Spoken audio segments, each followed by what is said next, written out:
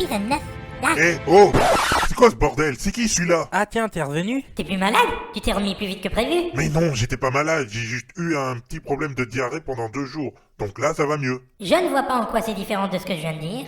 Et sinon, c'est qui le mioche qui prend ma place là? Oh, je t'emmerde. C'est un stagiaire, il est là juste en remplacement pour l'intro de la série, c'est tout. Pour le moment, il se débrouille plutôt bien, je trouve. Non mais je rêve. Vous vous êtes dit que vous alliez prendre un autre gars plus doué que moi, histoire de vous débarrasser de moi, c'est ça? Mais pas du tout! On va pas nier le contraire. Tais-toi! Vous n'allez pas me faire croire que le nain de jardin fait mieux le boulot que moi? Le ninja t'emmerde, espèce d'amarre à glace. Je t'ai pas sonné, simplet. Va te faire foutre, sale hippopotame. Va chier, espèce de... Oh! Vos gueules 2 secondes, on se calme! Oh bah non, laisse-les continuer. C'est marrant de les voir s'insulter.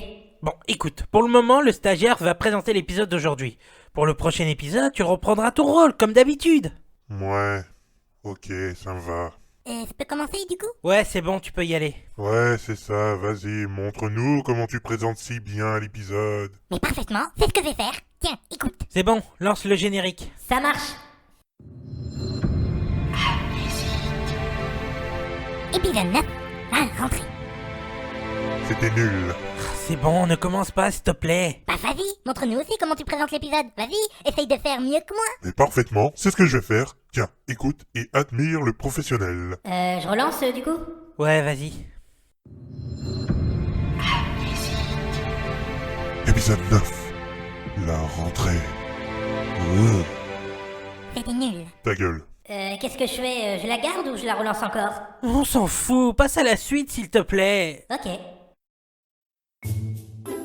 Octavia, dépêche-toi, il est bientôt l'heure d'y aller. Attends 2 secondes, j'ai oublié de me maquiller. Ah, tu crois que c'est le moment de te faire belle? Ben oui, pour séduire les beaux garçons. Si seulement ça pouvait marcher. Salut. Tiens, bonjour Josh, que viens-tu faire ici? Alexis m'a demandé de prendre les médicaments dans la cuisine. Il y a un problème? Alexis va bien? C'est pas pour lui en fait, c'est pour un patient. Il a fait une crise d'hallucination. Il croyait qu'il volait sur un nuage.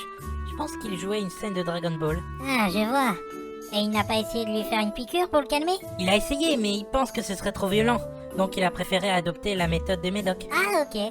Ils sont rangés dans le placard en haut, à droite de la cuisine. Merci.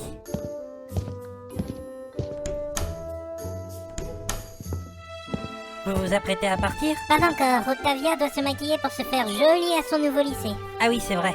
C'est son premier jour en seconde qu'elle va entamer. Tout à fait. J'espère au moins qu'elle se fera pas trop remarquer. Je souhaite juste que tout ira bien pour son premier jour. Je pense que ça se passera bien. Est-ce que ça va? Oui, pourquoi tu dis ça? Je sais pas, mais depuis quelque temps, tu essaies de m'éviter. Comme si tu te méfiais de moi. Pourtant, j'essaie d'être sympathique avec toi, mais j'ai l'impression que je t'ai fait quelque chose de mal, non? Non, pas du tout. Disons que je me méfie des nouveaux venus, comme toi. Je trouvais assez étrange qu'Alexis trouve quelqu'un dans une ruelle qui ne se souvient de rien. Donc en clair, je me méfiais de toi, en croyant que tu nous mentais et que tu allais nous agresser. C'est ce que tu as pensé de moi en me voyant la première fois? Oui, mais aujourd'hui, mon opinion a changé. Je te trouve très gentil et sympa. Mais inconsciemment, je reste encore un peu méfiante. Je comprends. Mais dis, Octavia et toi, vous avez vécu toutes les deux avec Alexis depuis toujours? Pas tout à fait. En réalité, ma petite sœur et moi sommes nés dans une ferme en plein milieu de la campagne avec nos parents. C'était un endroit très chaleureux, et nous vivions pleinement tout en faisant le bonheur de nos parents. Mais un jour, notre père est mort suite à un accident de tracteur. Ah oui, il s'est fait écraser, le pauvre. Ah non, pas du tout. En fait, il a glissé et tombé la tête la première contre le véhicule et s'est fracassé le crâne, c'est tout. Ah d'accord, je vois. Depuis ce jour, tout est devenu sombre et triste. Puis notre mère nous a abandonnés lâchement. Elle nous avait dit la veille qu'on allait pique-niquer toutes les trois pour retrouver la joie et la bonne humeur comme avant. Elle nous avait dit d'attendre à l'arrêt de bus, qu'elle nous rejoindrait après. On a attendu, longtemps, très longtemps.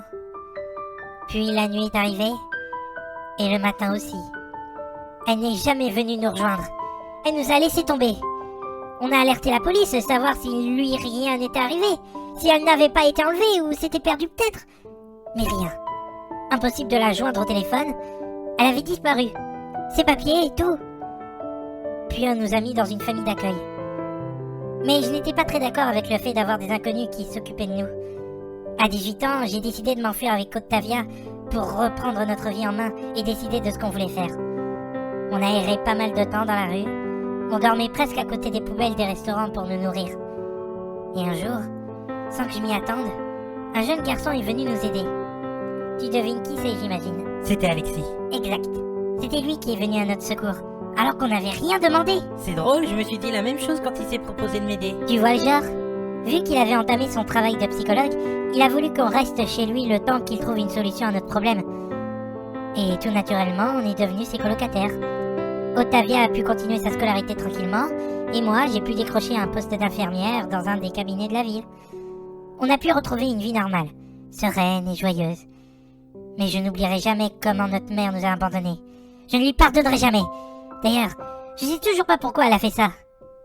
Pour vous protéger, peut-être? Ouais, c'est ça. Elle nous aurait laissés toutes seules en nous protégeant de quoi?